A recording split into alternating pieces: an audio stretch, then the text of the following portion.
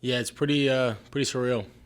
I'm uh I'm just really taking the moment in and just really appreciating my time here.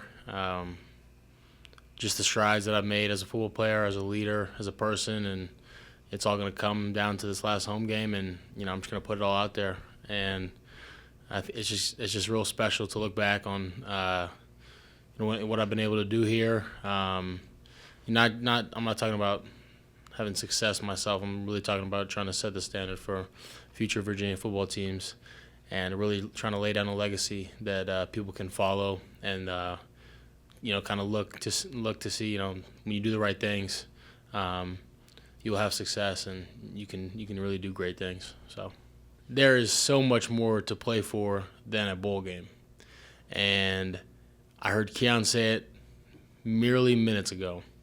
Everyone who is not a part of the University of Virginia football program does not understand that. There is so much more to play for than a bowl game. There is so much more at stake than really what meets the eye.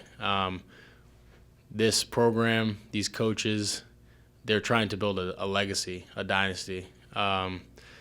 And every day when you go to the McHugh Center, you're being watched. It's a job interview every day. And making sure that you're doing the very most that you can do to help your team be successful, that's what's at stake. So people measure it. A lot of people in sports, especially fans, they measure it in wins and losses. But that's really not what's going on here. This is a complete and total, basically a reboot of the University of Virginia's football program. And that starts with the culture. That starts with building good habits and setting a good foundation for the future of the University of Virginia's football program. That's what's at stake. I heard Coach Anai say this, and I don't think it could be any more true in this situation. In the past, I've been a part of a lot of football teams, high school, college, whatever. You'll start to see guys towards the end of the season kind of cash in, kind of say, no bowl game, let's try to make it to the off season. That right there, when you have that choice to make, and you still decide to show up on Monday, you still decide to go full pads Tuesday and work your tail off Wednesday, Thursday, win each day, win each rep, win your matchup, and try to help your team be successful on Saturday. That's what's at stake. And as far as I'm concerned, you guys have heard this before, I'm not going to change the way I'm doing anything. I'm not going to a bowl. I have never been to a bowl at the University of Virginia, and it's not going to change the way I do anything. I'm going to show up tomorrow. I'm going to show up Wednesday, and I'll be there on Saturday. I'll be in whatever we're wearing, and I'll be ready to go, just like I always am. That's what's at stake.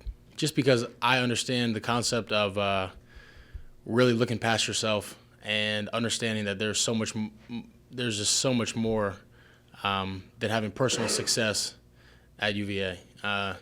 If you're here for your personal success, if you're in college sports for personal success, I think that you're wrong. Be here for the team. I'm here for the team. I'm here for this coaching staff and where they're going to take this program. It's just going to be so special. And then when I'm in 5 years, when I look back, and I can say, man, I had something to do with that. That's what I'm here for. I mean, I don't want to keep going on these big rants, but my career at the University of Virginia is so much more than wins and losses. It's so much more than bowl games, bowl gear, bowl gift cards. It's so much more than that. That's what I'll be thinking about when I'm out there with my family, taking in however many fans show up to my last home game. That is what I'll be taking in. Just this opportunity that I've had here, the relationships I've built along the way, and really the journey that this university has set me on for the rest of my life. That's what I'll be taking in. Bad year for walk-ons, year. Not a bad year, I got two pretty decent ones, I guess. If that's up for you to decide. Were you ever a long snapper? Was I ever a long snapper? No, but my first team meeting at the University of Virginia when I was a first year, Coach London said, "Is there anyone who can long snap? Anyone at all?" And I was just trying to get on the field. I didn't really care. So I raised my hand. I look around. I'm the only one with my hand raised. And I got out there, and I was trying to do it with Coach Wackenheim, and boy, was I horrible at it. But I was just trying to get on the field, so it didn't really matter to me if I was bad or not. I just wanted to get out there. I was just trying anything. What do you think his fans would say? Yeah, I tell this to him, and I'll say it to you guys. It's not a coincidence that a guy like Joe Spaz just played in his first college game and was credited with a tackle. It's not a coincidence. He is one of the hardest working people on the football team. He has completely devoted his life to football, and it has nothing to do with his dad being a former coach at Boston College, this and that, the third. He's creating his own legacy here. Guys like him, Ben Hogg, it's not a coincidence that they're playing. These guys are going to be huge for the turnaround of this culture. And those are kind of the glue guys, working hard every day. They show up every day. And it's not a coincidence. Not a coincidence that he played. It's not a coincidence that he played well either. So it's really nice to see. A couple of the things that are going to change this program is the amount of people that have fully, wholeheartedly bought in to showing up every day, to building good habits, and to being selfless. I think in the past, the type of guy that we had in our locker room, generally speaking, kind of me guys, and it's really tough to be successful when you got those guys. This year, I told you guys this. I haven't been tighter with a group of guys in my life in a locker room, and we're 2-7. Remember that. This locker room, the habits that these coaches are building here, it's going to carry, and it's going to break through. It's going to.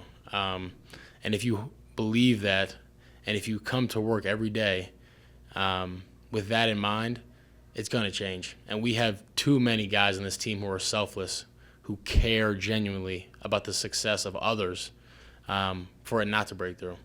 And, I am confident. And I wouldn't say optimistic. I don't like that word. I'm very confident in this program. I'm very confident in these coaches, the players that are still here for these next 3 games, and the players that will be here in the future, the recruits that we're bringing in.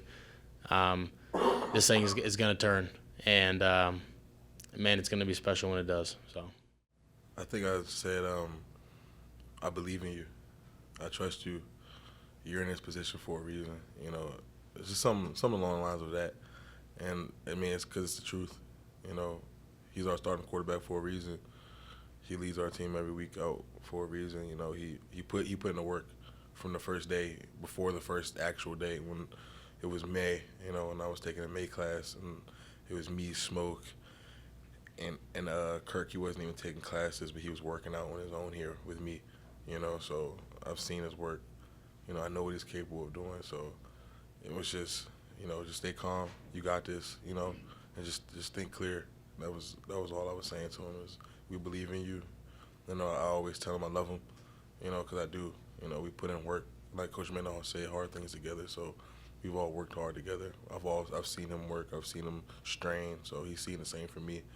And that was my whole thing, was just to know that I'm here for him if he needed anything from me, and no blaming, because we don't have time to blame. Oh, yeah, it's definitely one of the best we've seen all year. Very good, and that's what we thought. That's what Coach Soto, Vic, that's what he told us coming in Tuesday, from him watching film. He said it's going to be one of the best offensive lines we've seen all year, and which it was. He said they were patient. He said they used their technique, they worked together, and it was everything that he said it was going to be. So we already knew we were getting ourselves into.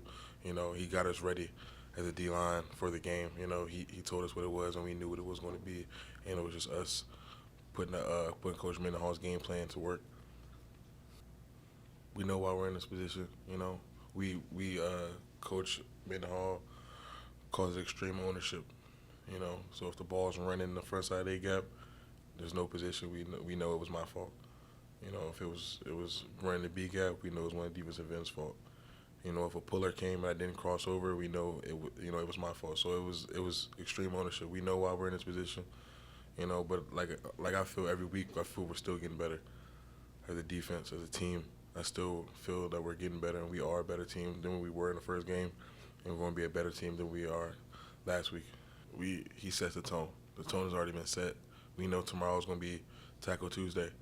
You know, we know what the game plan is. We already know how the week's going to go. We know how hard practice is going to be. So there is no letting up. We can't afford to let up. You know, our goal is to go 1-0 this week. You know, it's to win every single game. That's our game. That's our goal every week, to win.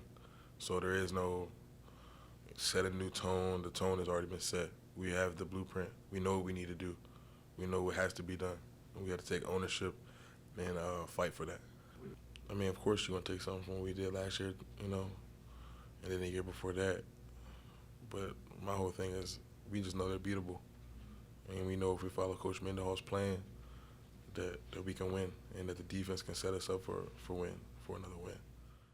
We haven't seen it yet. We'll watch it tonight. But he said he blocked it, but it came off the wrong way. So, yeah. Yeah, the official said he took it. Right. I know I heard it because I was out there, but it just kind of somehow still got out there. So. Man-to-man defense are you seeing the last 2 or 3 weeks, and is it more or less than earlier in the year? I think it's more. But at the end of the day, I mean, once it's man-to-man, it's you versus that guy in front of you or across from you. So it's got to be physical. It's not going to be easy. But once you just keep going at it and have that right mindset, you know, it can turn around. It's just how you approach. I mean, even the small things from coming in the meeting room. We have music playing in the meetings early in the morning, so it kind of just how you approach practice. If you approach it being, you know, sluggish and I'm not really feeling this, then you're not going to have a good practice 9 times out of 10. So we are really focused on approaching everything with a positive attitude, and that translates to the field, which translates to game days. So. Does it feel different as opposed, because obviously you fit? Just having that mentality, you know, not being defeated. You know what I'm saying? It's a lot of. It might be times where, you know, people may say, oh, the same thing is happening from the past few years. But, I mean, if you're not on this team, you haven't been a part of what's been going on this whole year, you pretty much don't understand, like, how much progress has been and how much we've been through and how much this team has gotten better. But, I mean, of course, the wins and losses don't really say that, but we all know what's going on for this program. So just having that mindset and being able to come out and know to work day in, day out, whether you win or lose, you're going to have to show up to work, and it'll help you for life as well. So he always teaches us that.